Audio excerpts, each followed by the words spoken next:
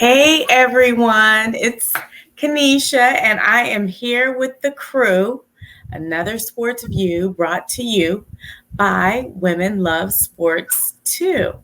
But we're here for everybody and really excited about today's show for a number of reasons, personal and um, educational and edutainable or whatever you want to call it. Very excited to be here. We've got a special guest. But before we get into our special guest, let's have our hosts introduce themselves. Starting with, who wants to start? Cheryl, you look like you have something to say. Yes. Hey everyone, this is Cheryl.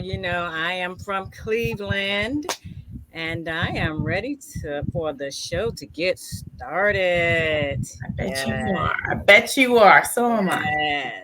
Yes. Hey y'all, I'm Precious. I'm super excited for today's show. Hey, Precious. And we have a special guest. So, our first segment, this is a cause for celebration because we have had many people calling, texting, emailing, writing in and being like, can I be on the show? And I'm like, Ricky Ricardo, and they're Lucy. And I'm like, no, you can't be on my show. But we got a guest today, and it's very fitting with the start of hoops season. We've got Cal State Fullerton head coach since 2013, Coach Dedrique Taylor. He was named in the top 25 of assistant head coaches in 2010. Former basketball player from UC Davis. He's out there bringing his own sunshine now as head coach at Cal State Fullerton. And our very own Cheryl has some burning questions for Coach Taylor. But first, join me in welcoming Coach Taylor. Welcome. How you doing? Thanks for having me. Hi, Coach. Excited to be with you guys and excited to get into the dialogue. Excellent. So Cheryl's going to do everything she can to avoid talking about this Steelers-Browns game. So probably behooves her too. Well, you can't take over the whole show, Cheryl, but take it away, Cheryl. Okay, I got my very professional face on, and we are not going to say anything about them Steelers. But however, we're going to roll back around on that. So, Coach Dedrique, I have a couple of questions for you. So when you are recruiting a student, what do you and your coaching staff look for in those students? One, and what is your philosophy to make them want to come and play for not just you, but for Cal State Fullerton?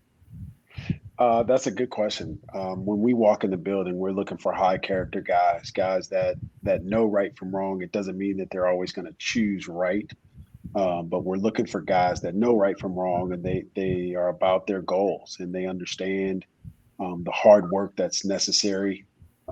They also are committed to doing that work, but they're also wanting to get better, needing to get better, and so there's an attraction to those types of players.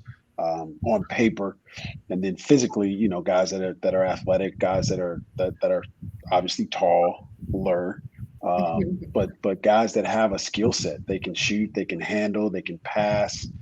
So there's an array of things that go into that. But I would say in that shoebox, those are the things that we kind of look for in terms of characteristics.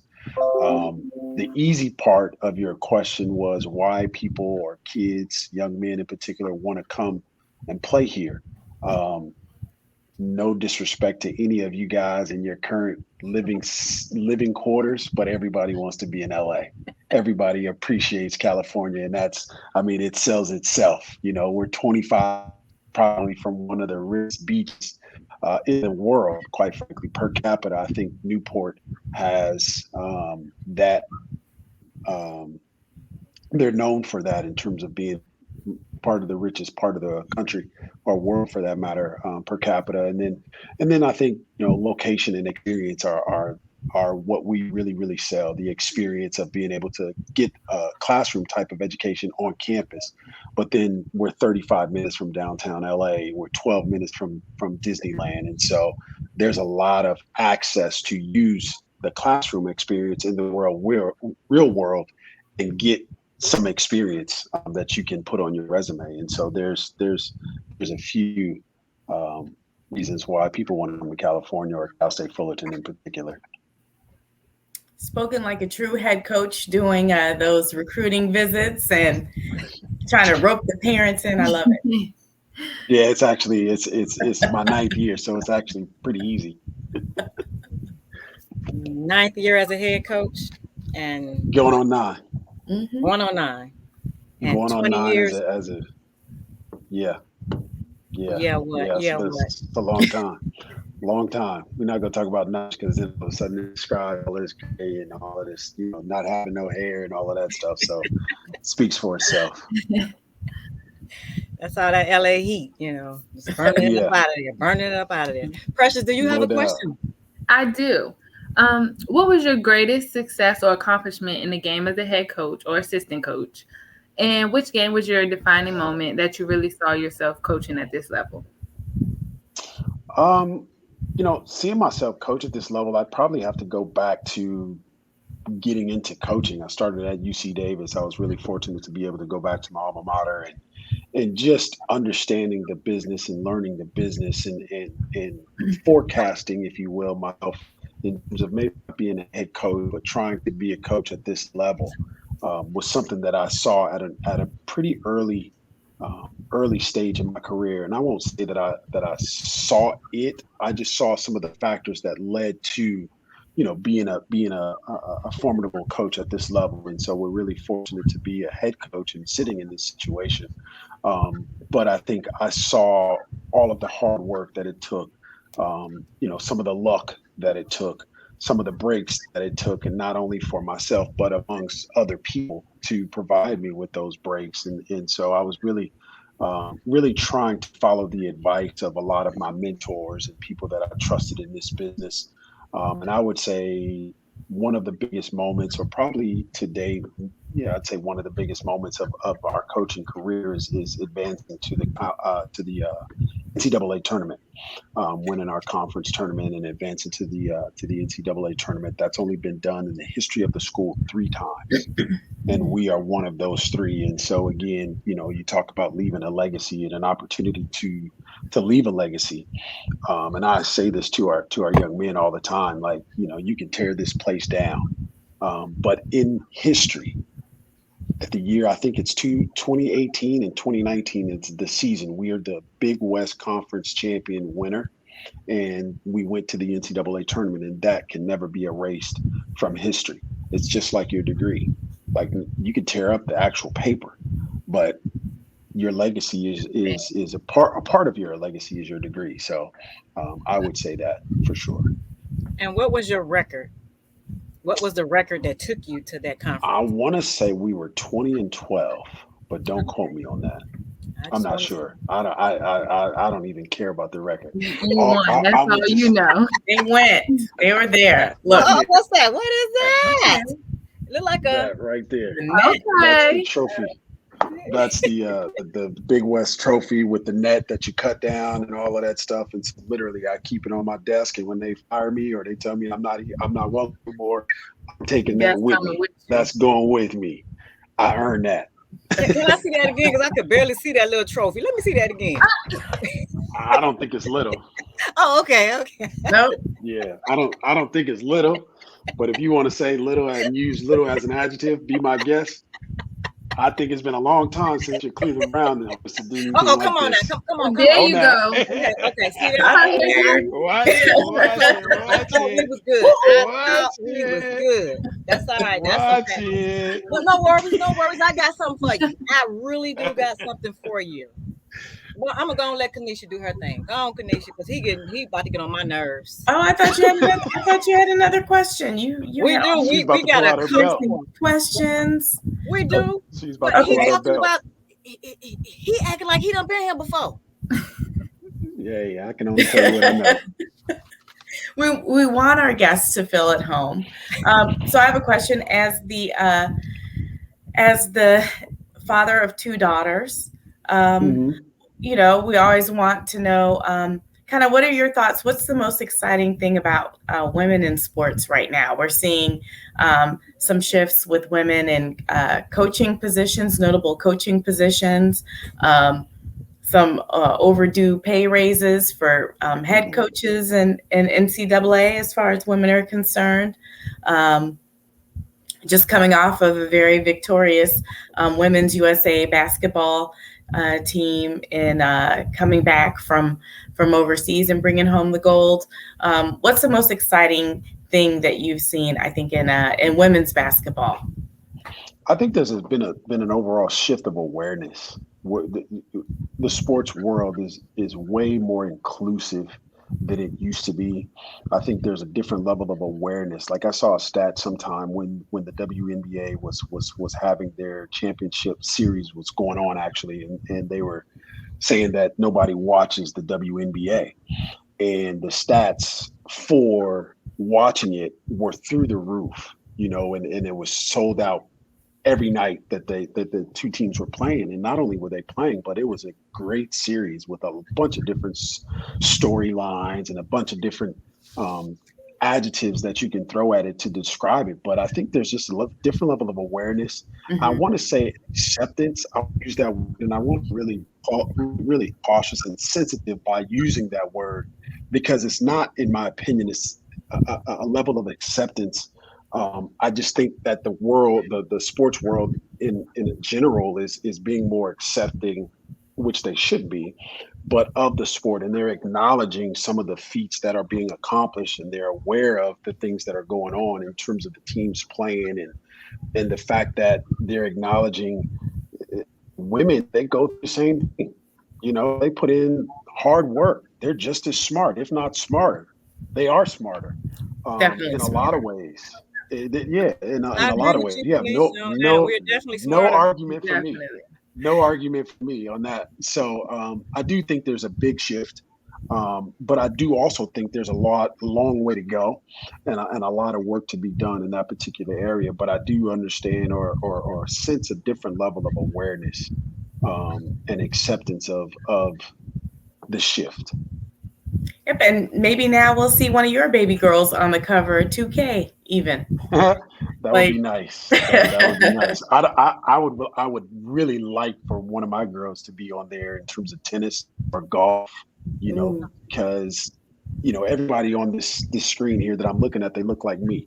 And so I want to speak directly to that in terms of, they expect us to only play basketball, but we are so capable of playing different sports. And so my girls, I don't intentionally guide them towards different sports. I kind of let them do whatever they're passionate about.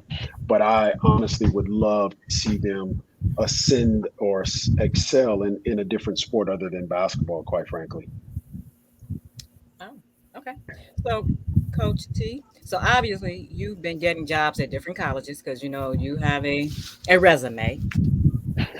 And if I may, you was an assistant head coach. You was assistant coach at Arizona State, Portland Hmm. State, UC Davis, Loyola Marymount, and University of Nevada. Yep. So now, what is it about your teaching or coaching that makes colleges want to invest in you, want to invest time and money and energy into your belief systems that's going to bring that will bring that into their program? That's such an interview question. So I'm going to answer it in an interview type of way. And then if you ask me differently, then I'll answer it in a different way, a real way. No, I think from this standpoint, from there's a different level of genuineness that I try to portray and throw at the relationship. And so, whatever relationship it is, whether it's with the players, whether it's with whoever I'm working with, whoever I'm working for, I think that just a level of being genuine is something that we or I try to be about every single day. And not only do I try to be genuine, I try to develop a level of consistency. But then behind that consistency is also a level of hard work, and I'm going to be those things. And I think in short order, when we spend time with each other, whether it be a working for another boss in terms of basketball or an athletic director. There's just a different level of a combination of those things that are all sewn together with an effort towards getting better every single day. Like I never talk about being the best. I always talk about getting better. Can you get better? Yes. Are you ever going to be the best? Maybe for one day, but you can always get better every single day. And so trying to sew all of those things together and put them in a format that presents something that someone wants to be a part of and someone wants to invest in those things. I'm driven and attracted to a certain type of energy. And I have a saying that actually is right up above my office door, and it says, "Be responsible for the energy that you bring to the space." And so I really, really, really believe in that, and I really promote that, and I really try to emulate that. And no, not all the time, not every day. Am I in a good mood? Is my energy one that I want to see reciprocated? Sometimes I'm mad. Probably all the time I'm mad, but I do want to try to get better every single day, and I want to try to promote that. And I do promote positive energy because positive, as you know, weighs more than negative, just in general.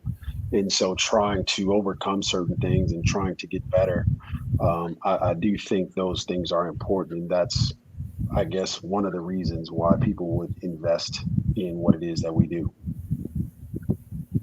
Awesome. Well, that was a great interview answer. So now you want the real answer? The real Yes. answer is I'm me. Like I'm me. What you see is what you get. I don't. And sometimes it gets me in trouble, but I'm gonna say what's on my mind. I'm gonna tell you what's on my heart, and I'm gonna make sure that you feel that. But I'm gonna make sure that you feel it in a sense that it promotes you, it prompts you to get better, and that's what I'm about. And sometimes I use colorful language. Sometimes I use colorful colloquialisms, whatever the case may be, but somehow I'm going to get to you to help you get where you're trying to go, but make you feel good about it. That's me. That's who I strive to be. That's a family trait. As you know, my aunt and uncle, he comes from nine family members, and some of the stories as a as a young kid, I mean, I could probably keep you in stitches telling you some of the stuff that I've seen and I've heard, dealing with that side of my family. So that's the real me. You're gonna get that. Well, let's hear them. Let's hear those stories. My uncle's might Another hit my butt. show. I will say this. I will share this with you. So on my dad's side, there's nine. Okay, and so last Friday, they had to bury one of their sisters. Right, she's the first one. She's the second youngest, and she's the first one to pass away. And so they're of that age where they're starting to transition and do different things. And so my uncle Leo actually happened to be walking from the pew up to the podium to make a speech. And I leaned over to my cousin and I said, and my uncle, he walks with a cane, and he's not as swift as foot as he used to be. And same thing with my dad. That whole generation, they're not who they used to be. And I said this to my cousin, and I said it in church, which is a no. But I said, you remember back when they used to get after us? Like they used to. I mean, my uncles used to just like punch us, whatever. It didn't matter whose kid you were, whether you belonged to the family or you didn't. If you was in arm's reach, you was getting punched. Like that's how. And I was telling my cousin, I was like, man, you realize he used to chase us up and down the street, and now he can barely move. And the same thing, whose cousin I'm telling, his mom wasn't even at the service. His mom was in the hospital, and so you come full circle, and it's not really that funny. It's kind of morbid, but you understand and you appreciate what you've been through, the experience, right? And you see with your own eyes the transition that people are making of that age. But you also have a greater appreciation for what they taught you and the way they taught it to you, coming up. And now I can sit here as a 47-year-old man, and I can tell you, based on those experiences, I am who I am. and that's good, that's bad, that's right, that's wrong, that's ugly, that's pretty. I'm a little bit of everything, and I'm proud of it. Yep. If you live long enough, Yes. No doubt. you come to No doubt. appreciate. So when he was walking down the center of the church, did you want to reach out and punch him back? No. Hey, and I said it low enough that only him and I could hear. I about to say he might have walked right over to you and punched me in your chest right there. He would have smacked. He would have smacked me with that cane. That cane, yeah. Big Daddy Kane will come out. You kidding me? Here's another funny story. So I don't remember where he fits in, but my Uncle Russell, I shouldn't have said his name, but who cares? So my birthday, he texted me. I'm 47, just turned 47. So he texted me. Now, this dude has known me before I knew who I was, right? Like, he knows me. This dude texts me and he spells my name wrong, right? So I'm like, okay, cool. It's, my uncle, no big deal. Maybe it's autocorrect or whatever. So I text him back, just being funny, text him back the right spelling. I say, hey, uncle, this is Dedrique. And I spell it. And I say, hey, thanks for the birthday wish, blah, blah, blah, blah. He texts me back the wrong spelling again and called me by my name and was like, kick rocks, beat it. So, like, when you ask me how I want to be introduced, hey, listen, I'm used to, hey, boy, come here. I'm used to all of that. So whatever you, if you point at me, I know who you talking to. Well, as a person named Kenesha, I feel that. I appreciate that. So. Roll is terrible for us, right? Roll, when you were in elementary school, roll. I hated roll. So I don't see, because your name is like Dedrique. Yeah, that's how it's spelled, but it's actually Dedrique. Yeah, Dedrique, Dedrique. That's got a little flair to it, though. So. Yeah. My parents, they were not hooked on phonics when they were trying to spell my name yet. So we still trying to get that thing figured out. Huh. Precious, did you want to ask another question? Yes. So we noticed that you didn't have any freshmen on your team this year. So how are you feeling about your team? What do you think the outcome will be this season? I like them, and we don't have any freshmen. Like them. I know. The official season has not started, so ask me next week after the first two games, and then it might have a different answer. But I think they're awesome. Great, they're great young men with a really, really bright future. And my job is I'm just trying to help lead them to success. I like our team. I like the potential of our team. I'd love them to be able to do some things better. But again, I think it's still early. And what I think you see, if you look at our roster, is no, we don't have any freshmen. A lot of that has to do with the COVID and the way that the NCAA rules operate. A lot of it is based on transfers. And so we have 5 transfers in our program. And so 5 guys that are new. And they are new, but they are older. And so there's a level of maturity, I think, that our program or our current guys, they have about themselves. I'd love for them to be a lot more mature, acting on the floor. Well, off the floor is a whole different deal, but on the floor, I'd love for them to be able to be a little more mature. But I think over the course of time, they will become that. And that's the way that we're going to approach this year is really from a mature standpoint and really try to take advantage of the group of guys that we've assembled and see where we can go.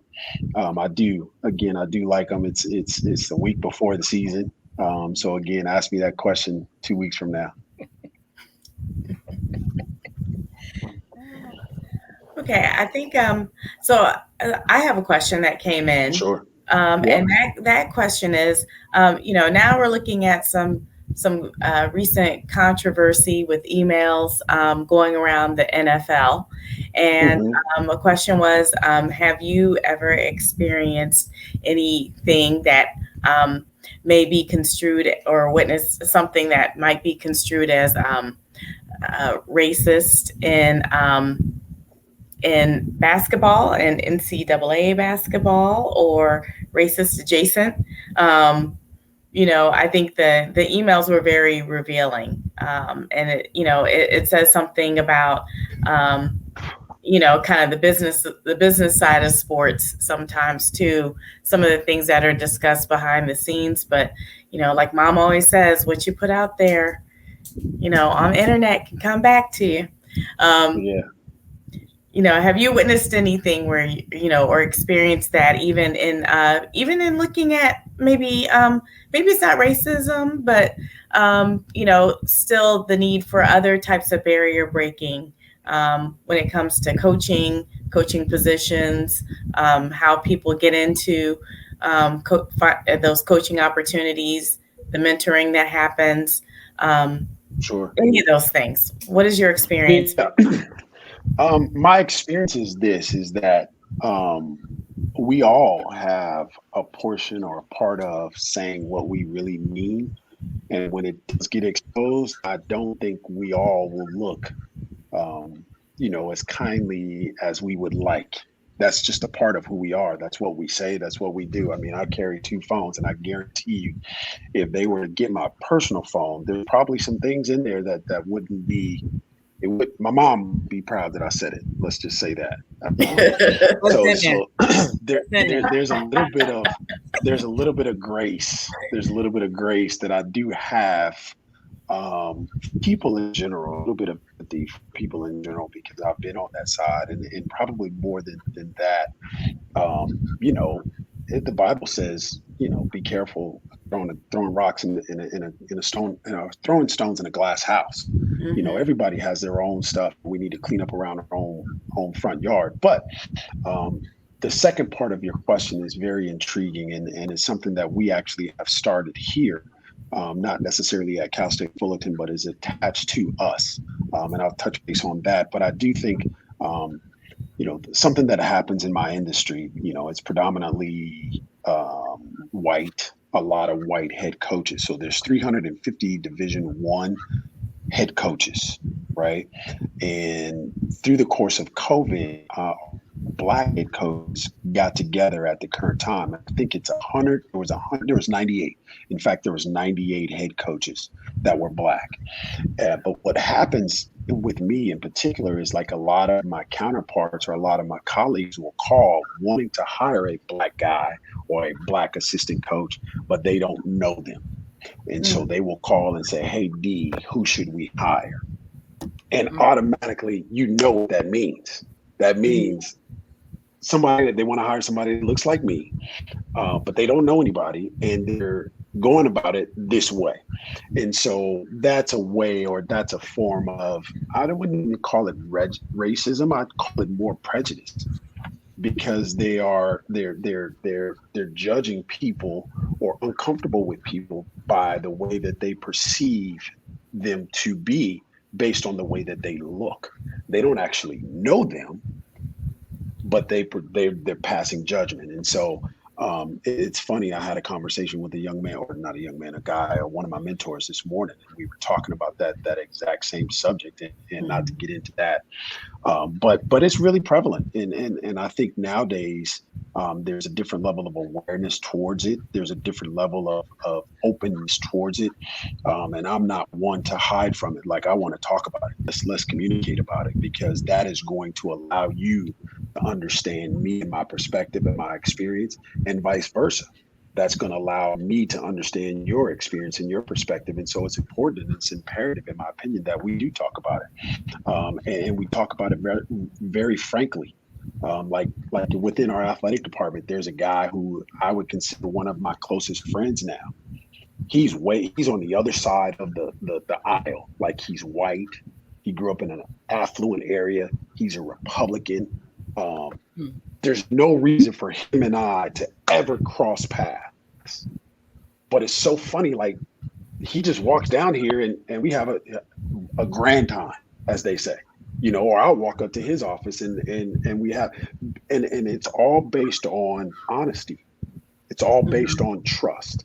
I can say whatever I want, whatever I'm thinking, and he knows where it's coming from, and vice versa. And so there's a level of appreciation for that. And I think that's one of the issues that a lot of us suffer from, is that we're not open to being honest with one another, because of our own insecurities, our own sensitivities. And I think in order for us to progress, we need to get over that and figure out how we can work together to make things better. But in my business, it's a long-winded answer. Sorry. In my business, Well, no, I think I you're can right talk. though. You need the safe space to address, something that's systemic, and No doubt. because it's systemic, but it's showing that networks matter, and so how you get into those networks, when you're talking about the other aspects besides just being a player, or not just being besides being a player, not just being a player, Yeah. but to be a Yeah. coach, to be an owner, Yeah. to be a No doubt. those are through networks and systems and access and opportunity and someone who can vouch for you. So it matters. Yeah. And if you don't mind me making a shameless plug for that reason, Plug away. literally, we created this thing here called the think tank, and it's for coaches, primarily Black coaches, African American coaches, that are trying to figure out how to gain access to those networks, how to gain access to different opportunities that are going to help them move along in their career. And literally, so what we do is we have 2 days, and we bring in some of everybody. I mean, ADs, former ADs, search firms, all of these people that are in our industry, decision makers in our industry, and we put them in front of our group. So the last time that we did it pre-COVID, it was, I guess that was 2 years ago. I think we had 48 people here. And these coaches, and they're coaches from college, they're coaches from high school, they're AAU coaches, all kinds of coaches. And those are the things that we talk about. Like, we don't say one word about basketball, X's and O's. We talk about the network. We talk about how to interview. We talk about how to manage your money. We talk about mental health, taking care of yourself, all of the different things that go into our profession that are non-basketball related. These are the things that help you get to where you're trying to go. Yeah, sure, you got to take care of the basketball stuff, but that's to me, that's your own deal. This other information is information that we may not have access to, we may not be privy to. And so I think if you go, not don't think, if you go to thinktank.com, you can see the program and what it is and what it stands for. And that's, and literally, it's not a moneymaker. It has nothing to do with that. Like, I'm not, as you can see, I'm in my office, and it's close to a cell, and I ain't It's talking kind of about like plain. it's very plain, very plain. But it's not a get rich scheme. It's not a ploy to try to make money. It's literally a ploy to help people get better, and that is what we're about, and that's what I'm about. That's what I strive and work for. And so, yeah, that's my So, shameless plug. because you talked about money and that little bitty office you just called a box. What are your thoughts on, well, let me just say this. So there's a student, high school student named Mickey Williams.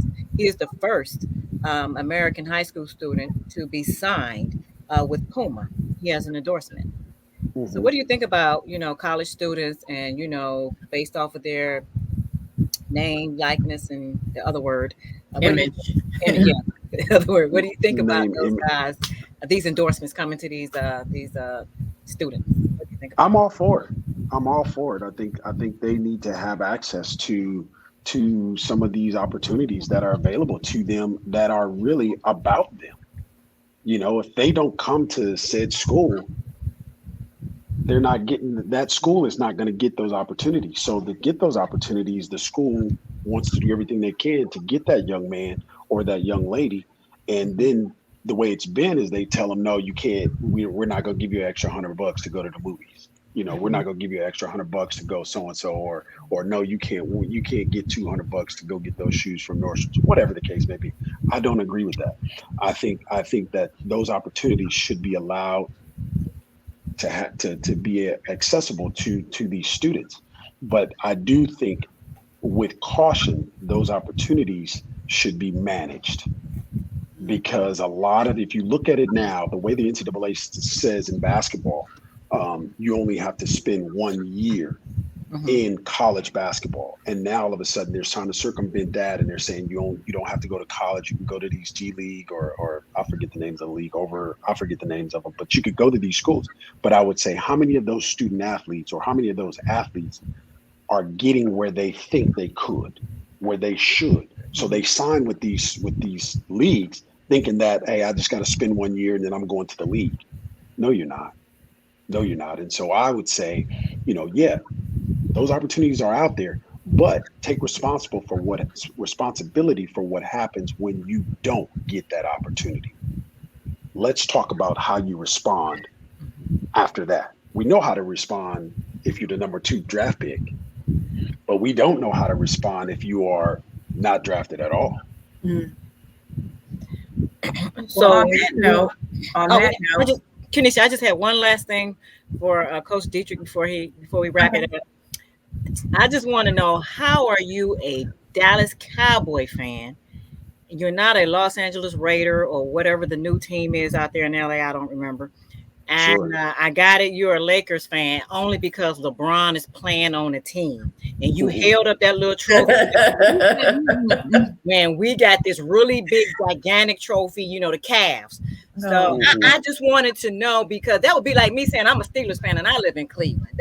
Yep. No, that's a legitimate question. That's a legitimate question. Let me correct you with, I'm not a Laker fan because of LeBron. I'm a Laker fan because of way before LeBron, like Magic Johnson, Norm Nixon, Michael Cooper, the real Showtime. Cheryl. That's why I'm a Laker fan. How I became a Cowboy fan is as a youngster. I think I was 8 or 9. 10. I played Pop Warner football, and we were the Cowboys. And so we had a replica of their uniform, their helmet, the whole nine. And so that was my first exposure to the Dallas Cowboys.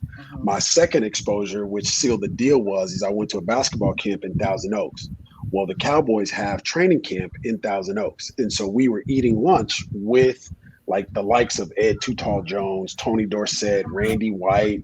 And they would literally, like, I'm sitting across from you right now because my computer, like, that's how Randy White would sit with us for lunch. I mean, and it wasn't like this big fanfare, and they were just normal and just ordinary people. Was Jim Brown there? Did y'all trade lunch? Like, did you let him have your Capri Sun or whatever? No, we were all eating the same food. We were all eating the same food.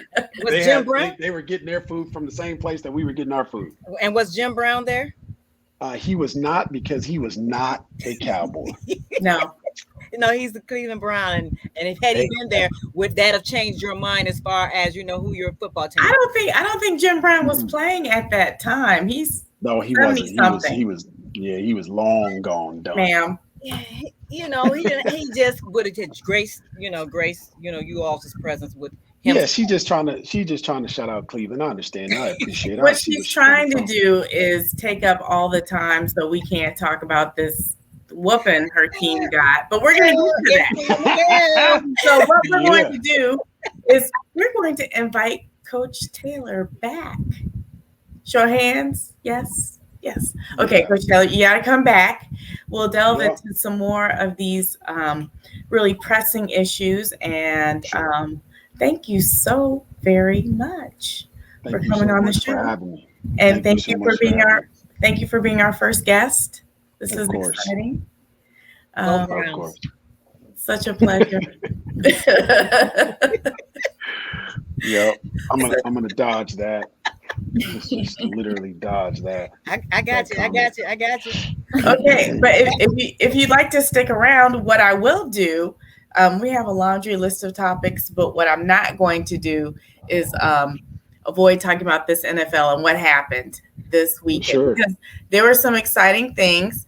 Cheryl, you know what? I'm going to be nice to you. I'm going to start and talk about the Packers and the Cardinals. I don't think you should be nice. If we would have lost, Cheryl wouldn't have been nice to us. I already checked on Cheryl over the weekend because she was really quiet. Did too. And I was like, oh, Cheryl, you have nothing to say.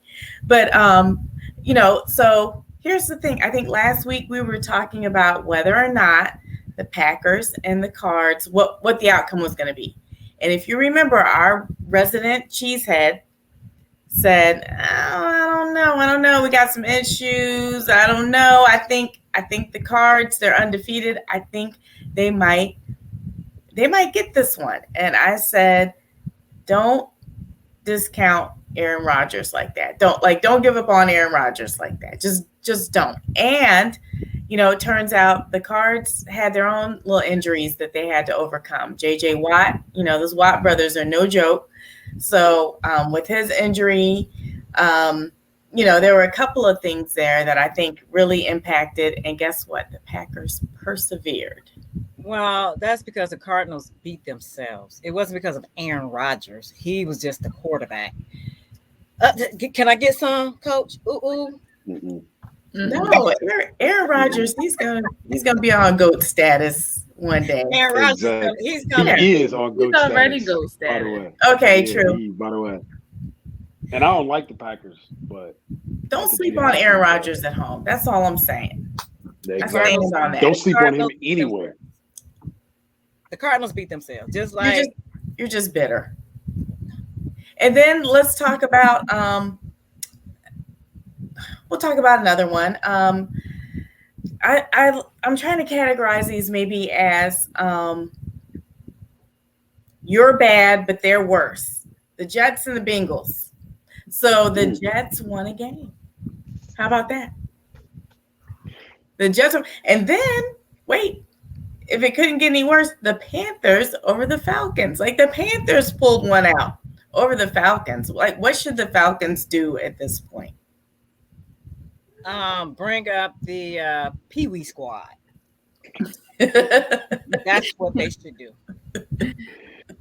They should join with Detroit and literally just scrap each other. Just start over. Throw the whole team away. Yeah, because they both stink. But what I want to talk about that just made me smile. The Steelers and the Browns, Cheryl. You had on your little Halloween costume, was that a Halloween costume? What was that? I was paying homage to Jim Brown. Well, all I can say about the Browns were mistakes were made. We took advantage of that. And y'all couldn't do anything about Mr. Najee Harris. So No, but you know what really happened? sorry for your loss. No, well, and I appreciate that. I definitely appreciate that. But however, we saved Roethlisberger. Is that ever how you say his name? We saved his job by letting y'all win that game because is that what y'all did? That's exactly what we did. But we ain't gonna do it next time. I just think maybe Baker Mayfield wasn't fully healed either. And, he needed more ice pack, a little bit more milk, whatever. Okay. Okay. So, I'll give you that. I'll give you that. I'll call you later about the rest of it because we've got to move on. And the one thing that we do need to talk about is the World Series coming up. Thoughts? Do you care? You following? Like World Series, MLB? Yeah, I care. Yeah. Okay. I'll jump in really quick. Okay. I'm rooting like a It is mug in full for Dusty. bloom. Okay. What's going on? I'm rooting for Dusty Baker. The series is I think 3-2.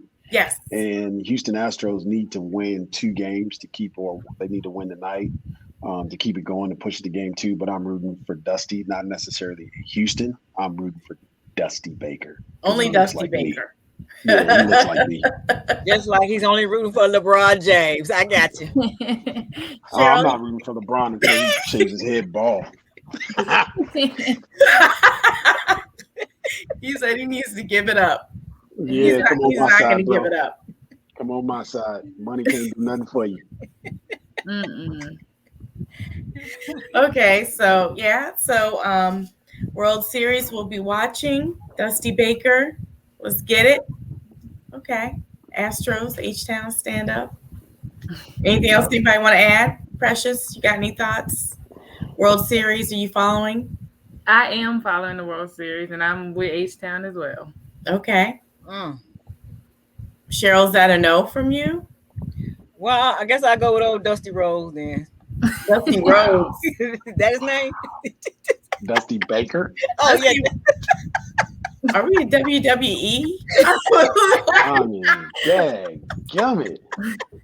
What does this guy got to do to get some Well, respect? really, it doesn't matter because the Cleveland Indians are not there. So, whoever. No, they're wins it, not. wins it, No, they're not. Yeah. So, But It's been a while. what we will do is we've got more topics to cover. We haven't been able to cover everything today because we were having such a fascinating conversation right here, right now with Cal State Fullerton's finest, and we'll be bringing him back. But when we come back next week, we are going to cover more things with the NBA and what's happening there because some exciting stuff has happened since their opening week a couple of weeks ago. We'll be talking about these different East-West predictions. Cheryl, just let it go. Okay. And then we're going to... yes, ma'am. I can only imagine what that means. Cheryl is all things Ohio, so everyone's going to win the ship. They're going to cut down nets. They're going to, she still thinks the Browns are going to the Super Bowl. Yes. It's good to have faith. Believe in your team. That's what I say. That's what I say. But we would be remiss before we go if we don't thank our special student guest, Precious Sullivan, as well as our Virginia State University show producers, Jeffrey Fleeton, E. Nick Brewer, Michael Evans, Abdullah Turkestani, Grant Roberson, Taekwon Wilkins, Daryl Haraway Jr., Vincent Parker, Demetrius Strickland, and Precious Sullivan, who assists with our lineup. We've got Cheryl and myself as your host. Get well, Tracy. We miss you. We love you.